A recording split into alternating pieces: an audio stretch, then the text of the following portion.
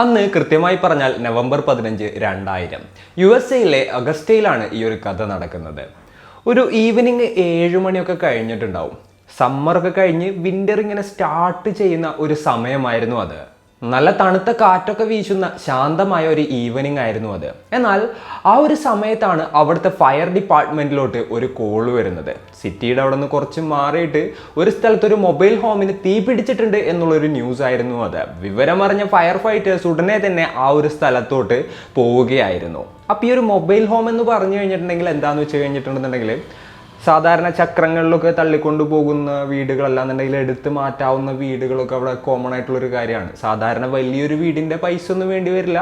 ചെറിയൊരു എമൗണ്ടിൽ നമുക്ക് അങ്ങനത്തുള്ള വീടുകളും കാര്യങ്ങളൊക്കെ സെറ്റ് ചെയ്യാനായിട്ട് സാധിക്കും. അത് മൂവബിളും ആയിരിക്കും. ഒരു കാരവൻ എന്നൊക്കെ പറയില്ലേ, കാരവനെക്കാട്ടിലൊക്കെ കുറച്ചുകൂടെ വലുതായിരിക്കും. എന്നാൽ നോക്കുകയാണെന്നുണ്ടെങ്കിൽ സാധാരണ ഒരു വീടിൻ്റെ അത്ര വലുപ്പവും ഉണ്ടാവില്ല. അങ്ങനെ ഫയർ ഫൈറ്റേഴ്സ് ആ ഒരു ലൊക്കേഷൻ ലക്ഷ്യമാക്കി പോവുകയായിരുന്നു. അവരവിടെ എത്തുന്നതിന് മുൻപ് തന്നെ അവിടെ നിന്നൊരു കറുത്ത പുക ഉയരുന്നത് അവർ ശ്രദ്ധിച്ചു. നേരെ അങ്ങോട്ട് പോയി ഏകദേശം ഒരു 10 മിനിറ്റ് സമയം കൊണ്ട് തന്നെ ആ വീടിൻ്റെ തീ അവർ അണയ്ക്കുകയും ചെയ്തു. എന്നാൽ അപ്പോഴത്തേനും ആ ഒരു മൊബൈൽ ഹോം ഏറെക്കുറെ പൂർണ്ണമായും കത്തി നശിച്ചിട്ടുണ്ടായിരുന്നു. ആകെപ്പാട് അതിൻ്റെ സ്കെലട്ടൺ മാത്രമായിരുന്നു ബാക്കി ഉണ്ടായിരുന്നത്. ആ കമ്പിയും കാര്യങ്ങളൊക്കെ ആയിരുന്നു ബാക്കി ഉണ്ടായിരുന്നത്. ബാക്കി നോക്കുകയാണെന്നുണ്ടെങ്കിൽ വീട് ഓൾമോസ്റ്റ് കത്തി തീർന്നിട്ടുണ്ടായിരുന്നു. തീയണച്ച ശേഷം അവർ നേരെ ആ ഒരു മൊബൈൽ ഹോമിനകത്തോട്ട് കയറി നോക്കുകയായിരുന്നു. അപ്പോഴാണ് അതിദാരുണമായ ആ ഒരു കാഴ്ച കാണുന്നത്. ആ വീടിൻ്റെ ഓണറായിട്ടുള്ള ഈഡിത്ത് ആൻ ഹെയ്ൻസ് എന്ന് പറയുന്ന സ്ത്രീ ബാത്റൂമിൽ മരിച്ച നിലയിൽ, അതായത് കരിഞ്ഞ നിലയിലായിരുന്നു ഉണ്ടായിരുന്നത്. അപ്പോൾ ഇവരുടെ ഒരു പ്രാഥമിക നിഗമനം എന്തായിരുന്നു എന്ന് വെച്ച് കഴിഞ്ഞിട്ടുണ്ടെന്നുണ്ടെങ്കിൽ തീ പടരുന്ന ടൈമിൽ അവർ ടോയ്ലറ്റിലായിരുന്നിട്ടുണ്ടാകാം. പിന്നീട് ടോയ്ലറ്റ് തുറന്ന് പുറത്തോട്ട് വരാൻ പറ്റാതെ അവർ അതിൻ്റെ ഉള്ളിൽ വെച്ച് തന്നെ എന്താ പറയുക തീ പിടിച്ച് മരിച്ചിട്ടുണ്ടാകുമെന്നുള്ളൊരു പ്രാഥമിക നിഗമനത്തിലോട്ടായിരുന്നു ആദ്യം അവരെത്തിയത്. എന്നാൽ ആ ഒരു കേസ് ഡീപ്പായിട്ട് പരിശോധിക്കുമ്പോഴാണ് പല പല കാര്യങ്ങളും പോലീസിനും ഫയർഫോഴ്സിനും ഒക്കെ വ്യക്തമാകുന്നത്. ശരിക്കും പറയാന്നുണ്ടെങ്കിൽ ഈ ഒരു കേസിൽ ഫോറൻസിക് ടീമിൻ്റെ ആ ഒരു മികവ് എടുത്തു പറയേണ്ട ഒരു കാര്യം തന്നെയാണ്. അപ്പോൾ ഈ ഒരു ഈഡിത്ത് ആൻ ഹെയ്ൻസിൻ്റെ മരണവുമായി ബന്ധപ്പെട്ട ആ ഒരു ഇൻവെസ്റ്റിഗേഷൻ സ്റ്റോറിയാണ് ഇന്നത്തെ വീഡിയോയിലൂടെ നമ്മൾ ചർച്ച ചെയ്യാൻ പോകുന്നത്. Hello guys, welcome back to the channel. Raseen this side. 1947 Edith Ann Haynes ജനിച്ചത്. അവരുടെ ജീവിതം വളരെ സാധാരണമായ ഒരു ജീവിതമായിരുന്നു. അപ്പോൾ അവരുടെ വിവാഹം കഴിഞ്ഞിട്ടുണ്ടായിരുന്നു. പിന്നീട് ഡിവോഴ്സ്ഡ് ആയിട്ട് ഒറ്റക്കായിരുന്നു അവർ താമസിച്ചു വന്നിരുന്നത്. അവരെക്കുറിച്ച് പറയാന്നുണ്ടെങ്കിൽ എപ്പോഴും ചിരിച്ച മുഖത്തോടു കൂടിയായിരുന്നു അവരെ കാണാറുണ്ടായിരുന്നത്. വളരെ കൈൻഡ് ഹാർട്ടഡ് ആയിട്ടുള്ള ഒരു പേഴ്സൺ ആയിരുന്നു എന്നുള്ളതാണ് നൈബേഴ്സും മറ്റുമൊക്കെ പറയുന്നത്. അതുപോലെ തന്നെ അവരുടെ മകന് 30 വയസ്സുള്ള ടൈമിൽ, അതായത് ഈ ഒരു ഇൻസിഡൻറ്റ് നടക്കുന്നതിനും കുറച്ച് വർഷങ്ങൾക്ക് മുൻപ് മരണപ്പെടുകയുണ്ടായി. അപ്പോൾ ഒരുപാടധികം നഷ്ടങ്ങൾ വന്നിട്ടും ജീവിതത്തിൽ പതറാതെ പിടിച്ചു നിന്ന ഒരു സ്ത്രീ ആയിരുന്നു അവർ. അപ്പോൾ ആ ഒരു സ്ഥലത്ത് നിന്ന് കുറച്ച് മാറിയിട്ട് ഒരു പേപ്പർ ഫാക്ടറിയിലായിരുന്നു അവർ വർക്ക് ചെയ്യുന്നുണ്ടായിരുന്നത്. കുറച്ച് മാസങ്ങളൂടെ കഴിഞ്ഞിട്ടുണ്ടെന്നുണ്ടെങ്കിൽ അവർ റിട്ടയർ ആവും. റിട്ടയർമെൻറ്റിന് ശേഷം തനിക്ക് വലിയൊരു വീട് വേണ്ട എന്ന് വിചാരിച്ചുകൊണ്ട് അവർ ഓൾറെഡി താമസിച്ചിരുന്ന വീട് വിറ്റിട്ടാണ് അവർ ഇത്തരത്തിലുള്ള ചെറിയൊരു മൊബൈൽ ഹോമിലോട്ട് സ്വസ്ഥമായിട്ടുള്ള ഒരു റിട്ടയർമെൻറ്റ് ജീവിതത്തിന് വേണ്ടിയിട്ട് മാറി താമസിച്ചത്. പക്ഷേ അവർ പ്രതീക്ഷിച്ചതുപോലെ ഒന്നുമല്ല സംഭവിച്ചത്. അതായത് ആ ഒരു മൊബൈൽ ഹോമിലോട്ട് മാറിയിട്ട് ഏകദേശം 3 ദിവസം കഴിഞ്ഞപ്പോഴാണ് ഇത്തരത്തിലുള്ളൊരു ഇൻസിഡൻറ്റ് നടക്കുന്നത്. പോലീസുകാരും ഫയർ ഫൈറ്റേഴ്സും ഒക്കെ നോക്കുന്ന സമയത്ത് ബെഡ്റൂമിൽ നിന്നാണ് തീ സ്റ്റാർട്ട് ചെയ്തതെന്നുള്ളത് അവർക്ക് മനസ്സിലായി. എന്നാൽ എന്താണ് ഇതിൻ്റെ കാരണം എന്നുള്ളത് അവർക്ക് വ്യക്തമായിട്ട് മനസ്സിലാക്കാനായിട്ട് സാധിച്ചില്ല. ഇലക്ട്രിക് ഷോർട്ട് സർക്യൂട്ടൊക്കെ ആയിരിക്കും എന്നുള്ളൊരു നിഗമനത്തിലോട്ടായിരുന്നു അവരെത്തിയത്. എന്നാൽ അങ്ങനെ ഇരിക്കുന്ന ടൈമിലാണ് ഈഡിത്തിൻ്റെ ഓട്ടോപ്സി റിപ്പോർട്ട് വരുന്നത്. അത് ആ ഒരു കേസിനെ തകിടം മറിക്കുകയായിരുന്നു. ആ ഒരു ഓട്ടോപ്സി റിപ്പോർട്ടിൽ ഉണ്ടായിരുന്നത് അവരുടെ ലങ്സ് ക്ലീൻ ആണെന്നുള്ളതായിരുന്നു. അതായത് ഇത്തരത്തിൽ തീപിടുത്തത്തിലും മറ്റും മരിക്കുന്ന ആളുകളുടെ ലങ്സ് നോക്കുകയാണെന്നുണ്ടെങ്കിൽ അവർ ഒരുപാടധികം പുകയും കാര്യങ്ങളൊക്കെ ശ്വസിച്ചിട്ടുണ്ടാവും. സോ അതിൻ്റെ ട്രേസസും കാര്യങ്ങളൊക്കെ ലങ്സിൽ കാണേണ്ടതാണ്. എന്നാൽ ഈ ഈഡിത്തിൻ്റെ കാര്യം നോക്കുകയാണെന്നുണ്ടെങ്കിൽ അവരുടെ ലങ്സ് ക്ലീൻ ആയിരുന്നു. സോ അവർ മരിച്ചതിന് ശേഷമാണ് ആ ഒരു വീടിന് തീ പിടിച്ചത് എന്നുള്ളത് ആ ടൈമിൽ പോലീസിന് മനസ്സിലാവുകയായിരുന്നു. അതുപോലെ തന്നെ അവരുടെ കഴുത്തിലെ എല്ലൊടിഞ്ഞിട്ടുണ്ടായിരുന്നു. പിന്നെ ശക്തമായിട്ടുള്ള എന്തോ ഒരു ഒബ്ജക്റ്റ് വെച്ച് അവരെ അടിച്ചിട്ടും ഉണ്ടായിരുന്നു. സോ ഇത് ജസ്റ്റ് ഒരു സ്വാഭാവികമായിട്ടുണ്ടായ തീ പിടിച്ചുള്ള മരണമല്ല എന്നുള്ളതും ഇതൊരു വ്യക്തമായ കൊലപാതകമാണ് എന്നുള്ളതും പോലീസിന് മനസ്സിലാവുകയാണ്. അപ്പോൾ ആര് എന്തിന് ഇത് ചെയ്യണം? അവരെക്കുറിച്ച് അന്വേഷിച്ചപ്പോൾ അവർക്ക് പറയത്തക്ക ശത്രുക്കളോ കാര്യങ്ങളോ ഒന്നും തന്നെ ഇല്ല.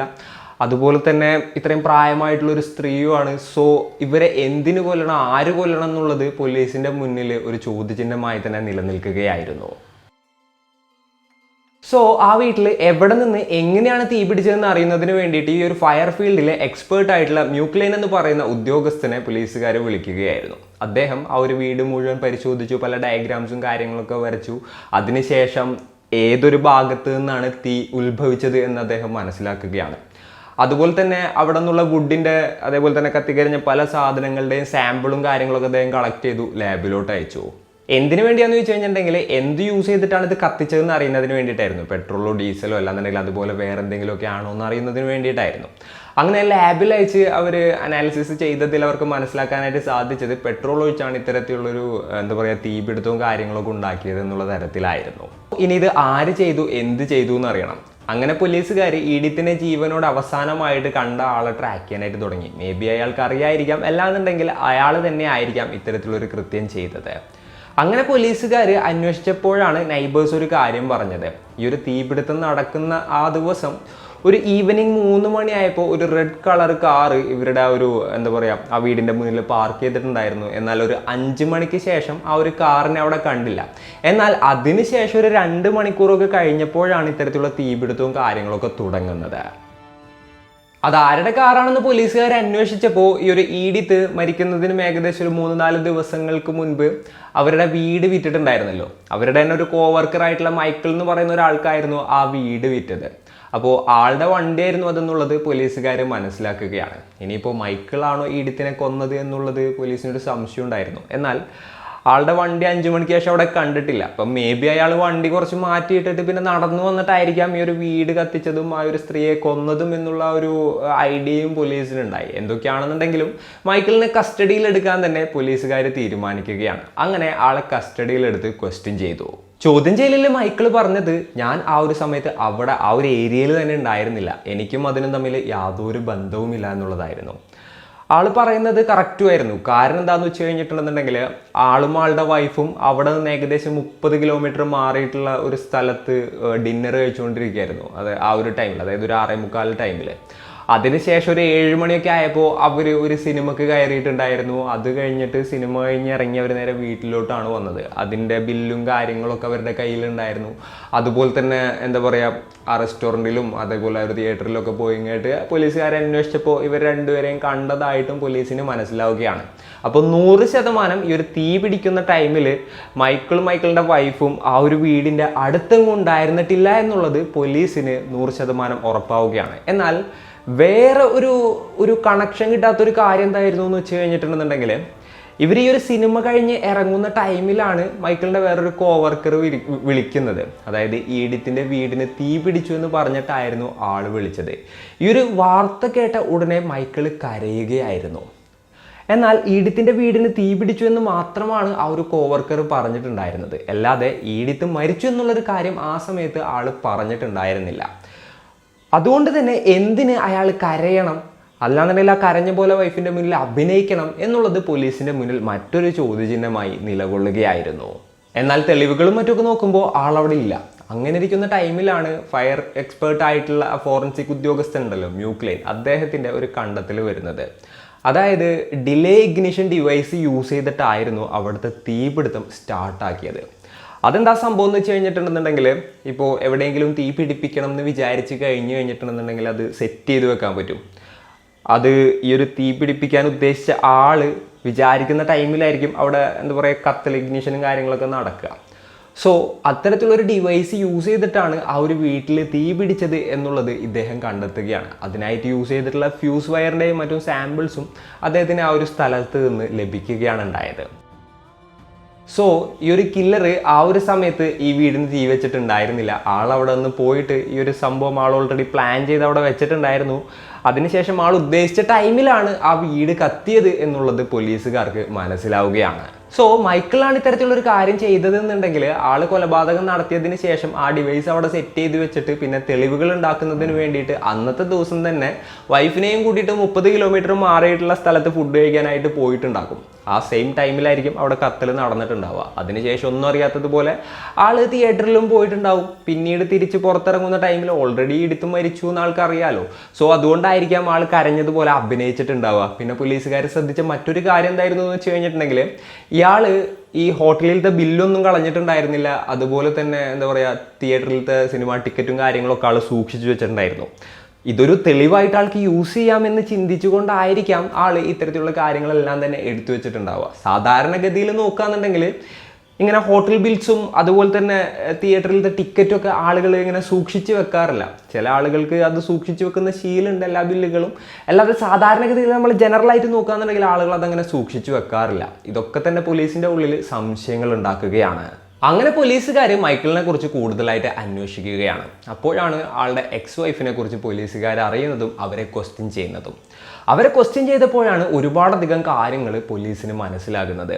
ഈ ഒരു മൈക്കിളിന് തീനെക്കുറിച്ച് ഇങ്ങേറ്റ് ഭയങ്കര അറിവായിരുന്നു. അതായത് ഫയർ ടെക്നിക്കുകളൊക്കെ കുറിച്ച് ഇങ്ങേറ്റ് ആൾ വാതോരാതെ സംസാരിക്കുമായിരുന്നു. ആളുടെ ഒരു ഫീൽഡ് ഓഫ് ഇൻട്രസ്റ്റ് അതായിരുന്നു. അതായത് പല തരത്തിൽ എങ്ങനെ തീ പിടിപ്പിക്കാം, എങ്ങനെ തീ അണക്കാം, അങ്ങനെയുള്ള ഒരുപാടധികം കാര്യങ്ങളെ കുറിച്ചിട്ട് വളരെ എന്താ പറയുക അഗാധമായിട്ടുള്ളൊരു നോളജ് ആൾക്ക് ഉണ്ടായിരുന്നു.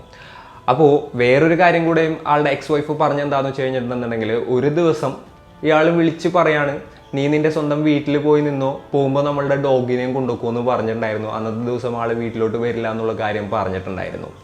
അപ്പോൾ ഈ എക്സ് വൈഫ് നേരെ തന്നെ അവരുടെ സ്വന്തം വീട്ടിലോട്ട് പോയി ഡോഗിനെയും കൊണ്ടുപോയി. എന്നാൽ അന്നത്തെ ദിവസം രാത്രി തന്നെ ആ വീടിന് തീ പിടിക്കുകയായിരുന്നു. പിന്നീട് അവർക്ക് ഇൻഷുറൻസ് തുകയും കാര്യങ്ങളൊക്കെ കിട്ടി. എന്നാൽ അന്നത്തെ ദിവസം ഈ ഒരു സ്ത്രീക്ക് ഒരു സംശയം ഉണ്ടായിരുന്നു, തൻ്റെ ഭർത്താവ് തന്നെ ആയിരിക്കാം ഇത്തരത്തിലുള്ളൊരു തീപിടുത്തം ഒക്കെ ഉണ്ടാക്കിയെന്നുള്ളത്. എന്നാലും അവരത് പുറത്തൊന്നും പറഞ്ഞില്ല. സോ ആ ഒരു ഇൻസിഡൻറ്റ് അങ്ങനെ കഴിഞ്ഞു പോയിട്ടുണ്ടായിരുന്നു. ഇതുകൂടെ കേട്ടപ്പോൾ പോലീസിന് ഏറെക്കുറെ ഇയാൾ തന്നെയായിരിക്കും ഇത് ചെയ്തത് എന്നുള്ളൊരു കാര്യം തീരുമാനമാവുകയാണ്. പിന്നെ വേറൊരു കാര്യം എന്തായിരുന്നു എന്ന് വെച്ച് കഴിഞ്ഞിട്ടുണ്ടെങ്കിൽ, ആദ്യ സമയത്ത് പോലീസുകാർ ഇയാളെ ചോദ്യം ചെയ്തപ്പോൾ ഇയാൾ പോളിഗ്രാഫ് ടെസ്റ്റിന് തയ്യാറാണെന്ന് പറഞ്ഞിട്ടുണ്ടായിരുന്നു, അതായത് നുണപരിശോധനയ്ക്ക്. എന്നാൽ അതിനുശേഷം പോലീസുകാർ പിന്നെ ആളോട് ചോദിച്ചപ്പോൾ ഇല്ല, അയാൾ അതിന് തയ്യാറല്ല എന്നുള്ളൊരു തരത്തിലായിരുന്നു പോലീസിൻ്റെ അടുത്ത് പറഞ്ഞത്. പിന്നെ പോലീസുകാർ നോക്കുന്ന ടൈമിൽ ഡയറക്റ്റായിട്ട് ഈ ഒരു ക്രൈമുമായിട്ട് അയാളെ ലിങ്ക് ചെയ്യാനായിട്ട് യാതൊരു എവിഡൻസും ഇല്ല. അപ്പോൾ എന്ത് ചെയ്യുന്നു, പോലീസുകാർ അന്വേഷിച്ച് നിൽക്കുന്ന ഒരു ടൈമിലാണ് പോലീസുകാർ ഒരു അറസ്റ്റ് വാറണ്ട് അല്ല, ഒരു സെർച്ച് വാറണ്ട് സംഘടിപ്പിക്കുന്നത്, ആളുടെ വീടും സ്ഥലവും കാര്യങ്ങളൊക്കെ സെർച്ച് ചെയ്യുന്നതിന് വേണ്ടിയിട്ട്. അങ്ങനെ ആളുടെ വീടും കാര്യങ്ങളും എല്ലാം പോലീസുകാർ സെർച്ച് ചെയ്യുകയായിരുന്നു. അപ്പോൾ പോലീസിന് കുറച്ച് തെളിവുകൾ അവിടെ നിന്ന് ലഭിക്കുകയുണ്ടായി. സംഭവം എന്തായിരുന്നു എന്ന് വെച്ച് കഴിഞ്ഞിട്ടുണ്ടെന്നുണ്ടെങ്കിൽ, ആളുടെ കമ്പ്യൂട്ടറും മറ്റൊക്കെ പരിശോധിച്ചപ്പോൾ എങ്ങനെ പോളിഗ്രാഫ് ടെസ്റ്റിനെ പറ്റിക്കാം എന്നുള്ളതിനെ കുറിച്ച് പോലീസുകാരുടെ അടുത്ത് ആൾ പോളിഗ്രാഫ് ടെസ്റ്റിന് സമ്മതിച്ചല്ലോ. അന്നത്തെ ദിവസം ആൾ സെർച്ച് ചെയ്തിട്ടുണ്ടായിരുന്നു. അതേപോലെ തന്നെ അവർ ആളുടെ വീടിൻ്റെ തട്ടിമ്പുറം ആറ്റിക് കാര്യങ്ങളൊക്കെ പരിശോധിക്കുന്ന സമയത്ത് അവിടെ ഈ ഒരു ഡിലേ ഇഗ്നിഷൻ ഡിവൈസിന് യൂസ് ചെയ്യുന്ന ഫ്യൂസ് വയറും കാര്യങ്ങളൊക്കെ കിട്ടി. അതേപോലെ ബ്ലാക്ക് മാജിക്കിൻ്റെ കുറച്ച്, അതായത് അങ്ങനെ പ്രാക്ടീസ് ചെയ്യുന്ന കുറച്ച് സാധനങ്ങളൊക്കെ പോലീസിന് അവിടെ നിന്ന് ലഭിക്കുകയാണ്. ഇതിൻ്റെ ഒക്കെ അടിസ്ഥാനത്തിൽ അയാളെ അറസ്റ്റ് ചെയ്യുകയും ചെയ്തു. സോ എന്താണ് സംഭവിച്ചതെന്ന് പ്രോസിക്യൂഷൻ സൈഡിൽ നിന്ന് പറയുന്നത് എന്താണെന്ന് വെച്ച് കഴിഞ്ഞിട്ടുണ്ടെങ്കിൽ, ഈഡിത്ത് ആ ഒരു വീട് വിറ്റത് ഈ ഒരു മൈക്കിളിനായിരുന്നല്ലോ. $25,000 ആ ഒരു വീട് വിറ്റിട്ടുണ്ടായിരുന്നത്. അപ്പോൾ ഈ ഈഡിത്തിന് ആൾ ക്യാഷ് ആയിട്ടല്ല കൊടുത്തത്, ഒരു ചെക്കായിരുന്നു കൊടുത്തത്. അതുപോലെ തന്നെ ആ ഒരു ചെക്ക് താൻ പറയുമ്പോൾ ഡിപ്പോസിറ്റ് ചെയ്താൽ മതി എന്നുള്ള കാര്യം പറയുകയുണ്ടായി. തൻ്റെ കോവർക്കറാണ്, ഒരുപാട് നാളുകളായിട്ട് അറിയുന്നതാണ്. അതുകൊണ്ട് തന്നെ ആ ഒരു പൈസ കിട്ടുന്നതിന് മുൻപ് തന്നെ ഈഡിത്ത് ആ വീട് ഈ മൈക്കിളിൻ്റെ പേരിലോട്ട് രജിസ്റ്റർ ചെയ്ത് കൊടുക്കുകയായിരുന്നു. എന്നാൽ 2 ദിവസം കഴിഞ്ഞിട്ടും ഇയാൾ ചെക്ക് ഡെപ്പോസിറ്റ് ചെയ്യാനായിട്ട് സമ്മതിക്കുന്നുണ്ടായിരുന്നില്ല. അപ്പോൾ 3-ാമത്തെ ദിവസം എന്തൊക്കെ തന്നെ വന്നിട്ടുണ്ടെന്നുണ്ടെങ്കിലും താൻ ചെക്ക് ഡെപ്പോസിറ്റ് ചെയ്യുമെന്നുള്ള കാര്യം അവർ തറപ്പിച്ച് പറയുകയായിരുന്നു. സോ കുറച്ച് ടൈം നീട്ടി ചോദിക്കുന്നതിന് വേണ്ടിയിട്ടായിരിക്കാം ഈഡിത്തിൻ്റെ മൊബൈൽ ഹോമിലോട്ട് ഈ ഒരു മൈക്കിൾ പോയിട്ടുണ്ടായത്. എന്നാൽ അവിടെ വെച്ച് ഇവർക്കിടയിൽ വാക്ക് തർക്കവും കാര്യങ്ങളൊക്കെ ഉണ്ടാവുകയാണ്. ആ ഒരു സമയത്ത് എന്തോ ഒരു ശക്തമായ ഒബ്ജക്റ്റ് വെച്ചിട്ട് ഈ മൈക്കിൾ ഈഡിത്തിനെ ആക്രമിക്കുകയായിരുന്നു. അതിനുശേഷം അവരുടെ ബോധം പോയി. ഇയാൾ കഴുത്ത് ഞെരിച്ച് കൊലപ്പെടുത്തി. അതിനുശേഷം എന്താ ചെയ്തതെന്ന് വെച്ച് കഴിഞ്ഞിട്ടുണ്ടെന്നുണ്ടെങ്കിൽ അവർ ആ ഒരു ബാത്റൂമിൽ കൊണ്ടുപോയി വെച്ചു. ഇയാളിത് പ്ലാൻ ചെയ്തിട്ടുണ്ടായിരുന്നത് കേട്ടോ. അല്ലാന്നുണ്ടെങ്കിൽ ആ ഒരു ഡിലേ ഇഗ്നിഷൻ എക്യുപ്മെൻറ്റിന് ആവശ്യമുള്ള കാര്യങ്ങളൊക്കെ ആൾ കൊണ്ടുവന്നിട്ടുണ്ടാകില്ലായിരുന്നല്ലോ. അപ്പോൾ ഓൾറെഡി അതിൻ്റെ കാര്യങ്ങളൊക്കെ ആൾ കൊണ്ടുവന്നിട്ടുണ്ടായിരുന്നു. ആ വയറും കാര്യങ്ങളൊക്കെ വെച്ച് അവിടെ ചെറിയൊരു ഡിവൈസും കാര്യങ്ങളൊക്കെ സെറ്റ് ചെയ്തു. അവിടെയൊക്കെ പെട്രോൾ ഒഴിച്ച് കത്തുന്നതിന് വേണ്ടിയിട്ടുള്ള എല്ലാ സംഭവങ്ങളും സെറ്റ് ചെയ്തു.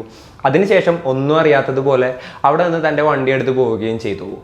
പിന്നെ എവിഡൻസ് ഉണ്ടാക്കുന്നതിന് വേണ്ടിയിട്ട് ആൾ വൈഫിനെയും കൊണ്ടെങ്കിൽ 30 കിലോമീറ്റർ മാറിയിട്ടുള്ള ഒരു സ്ഥലത്ത് പോയിട്ട് ഫുഡ് കഴിച്ചു. അതിനുശേഷം എന്താ പറയുക, അവിടെ നിന്ന് തിയേറ്ററിൽ പോയിട്ട് സിനിമ കണ്ടു. പിന്നീട് തൻ്റെ ഫ്രണ്ട് ഈഡിത്തിൻ്റെ വീട് കത്തിയെന്ന് പറഞ്ഞ് വിളിച്ചപ്പോൾ ആള് കരഞ്ഞ് അഭിനയിച്ചു, അങ്ങനെയൊക്കെ ആൾ ചെയ്തു. എങ്ങനെയാണ് തീ കത്തിയത്, ഈഡിത്തിന് എന്തെങ്കിലും പറ്റുമോ എന്ന് പോലും ആൾ ചോദിച്ചിട്ടുണ്ടായിരുന്നില്ല. അത് തന്നെയായിരുന്നു പോലീസിന് സംശയം ഉണ്ടാകാനായിട്ടുള്ള ഏറ്റവും മെയിൻ ആയിട്ടുള്ള ഒരു കാരണം. എന്നാൽ അവസാനം വരെ അയാൾ അത് ചെയ്തതായിട്ട് ആള് സമ്മതിച്ചില്ല കേട്ടോ. എന്തൊക്കെയാണെന്നുണ്ടെങ്കിലും തെളിവുകളെല്ലാം തന്നെ ആൾക്ക് എതിരായിരുന്നു. അങ്ങനെ ഈ ഒരു കേസിൽ ജീവപര്യന്തം തടവ് ശിക്ഷയായിരുന്നു അയാൾക്ക് ലഭിച്ചത്. അതുകൂടാതെ അതിനോടൊപ്പം ഒരു 40 വർഷം കൂടെ ജയിൽ ശിക്ഷ ആൾക്ക് വിധിക്കുകയുണ്ടായി. അപ്പോൾ ഇന്നത്തെ ഒരു വീഡിയോയിൽ ഇത്രയൊക്കെയാണ് പറയാനുള്ളത്. ഈഡിത്ത് ആൻ ഹെയ്ൻസിൻ്റെ മരണത്തെക്കുറിച്ചും അതിനുശേഷം ഉണ്ടായിരുന്ന ഒരു ഇൻവെസ്റ്റിഗേഷനെയും കുറിച്ചുള്ള ഒരു സ്റ്റോറി ആയിരുന്നു ഇത്. ഫോറൻസിക് ടീം അത്രയും അടിപൊളിയായിട്ട് കാര്യങ്ങളൊക്കെ ചെയ്തത് കൊണ്ടായിരുന്നു ഇത്തരത്തിലുള്ളൊരു കേസ് ഇതേപോലെ തെളിയിക്കാനായിട്ട് സാധിച്ചത്. അപ്പോൾ ഈ ഒരു സ്റ്റോറി കേട്ടപ്പോൾ നിങ്ങൾക്ക് എന്താണ് തോന്നിയത്? നിങ്ങളുടെ തോട്ട്സും മറ്റും എന്തൊക്കെയാണെന്നുണ്ടെങ്കിലും താഴെ കമൻറ്റുകളായിട്ട് രേഖപ്പെടുത്തുക. And it's me signing off. Peace. Stay peaceful guys. Stay safe.